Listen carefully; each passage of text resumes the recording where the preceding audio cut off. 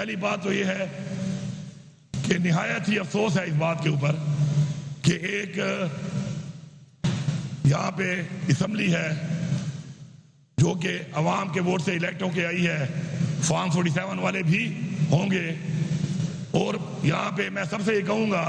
کہ جس نے بھی غلط طریقے سے الیکشن میں کچھ کر کے وہ کسی بھی ایوان میں پہنچایا تو اللہ تعالیٰ اس کو غرق کرے،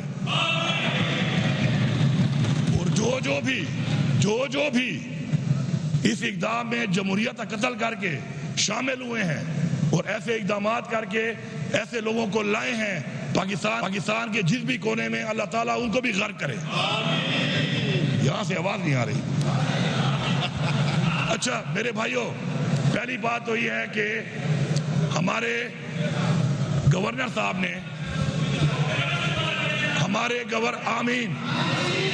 گورنر صاحب نے ہمارے اس اجلاس کے لیے آئینی طور پر انہوں نے اجلاس بلانا ہوتا ہے، اور آپ کو پتہ ہے کہ آئینی تقاضے پورے کرنے کے لیے کچھ دن ہوتے ہیں جو ضروری ہوتے ہیں کہ بجٹ کے اوپر پیش کرنے کے بعد اس کو پاس کرنے سے پہلے وہ ہماری ایک لوازمات سے پوری کرنی ہوتی ہیں۔ لیکن نہایت ہی افسوس ہے کہ انہوں نے وہ اجلاس کی سمری نہیں بھیجی اور ہمیں ریگولیشن کر کے اجلاس بلانا پڑا، تو اپنے آئینی ایک جو ذمہ داری تھی اس سے جو وہ ہٹے ہیں، تو میں یہاں پہ واضح کرتا ہوں کہ یہ وہ سازش ہے جو ہماری تحریک انصاف کے خلاف کی گئی۔ 9 مئی سے یہ شروع ہوئی اور 9 مئی کے بعد سے لے کر یہ چلتے 8 فروری کو ہمارا مینڈیٹ چوری کیا گیا، پورے پاکستان میں اس صوبے میں بھی چوری کیا گیا، اور وہ سازش ابھی تک چل رہی ہے، اور یہ اس سازش کا ایک عنصر ہے کہ بجٹ کا اجلاس بھی اپنا آئینی فرض پورا نہ کر کے نہیں بلایا گیا اور آپ کو ریگولیشن کر کے بلانا پڑا۔ اس کے علاوہ میں یہاں پہ واضح کرتا ہوں کہ وفاقی حکومت نے جو بجٹ دیا وہ ایک دھوکہ ہے، اس پہ بات ہوگی، تمام لوگ بات کریں گے، میں بھی آخر میں بات کروں گا، لیکن میں ایک ون لائنر دے رہا ہوں کہ یہ دھوکہ ہے،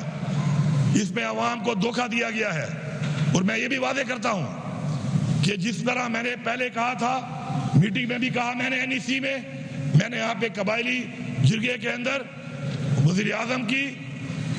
اور فیلڈ مارشل کی موجودگی میں یہاں پہ کہا، تمام قبائل اس کے گواہ ہیں کہ ہم فاٹا اور پاٹا پر ٹیکس کو نہیں مانیں گے۔ آج میں بربلا یہاں کھڑا ہو کر کہہ رہا ہوں، انہوں نے جو ٹیکس وہاں پر وفاقی بجٹ پہ لگایا ہے، ہمارا صوبہ تو نہیں لگا رہا، ابھی فائنانس منسٹر اپنی اسپیچ پہ بتائیں گے، لیکن میں واضح کر رہا ہوں ایسے کسی ٹیکس کی وصولی میں ہماری حکومت کسی طرح کا کوئی کردار بھی ادا نہیں کرے گی، اور ایسے ٹیکس کی وصولی میں ہم رکاوٹ بنیں گے۔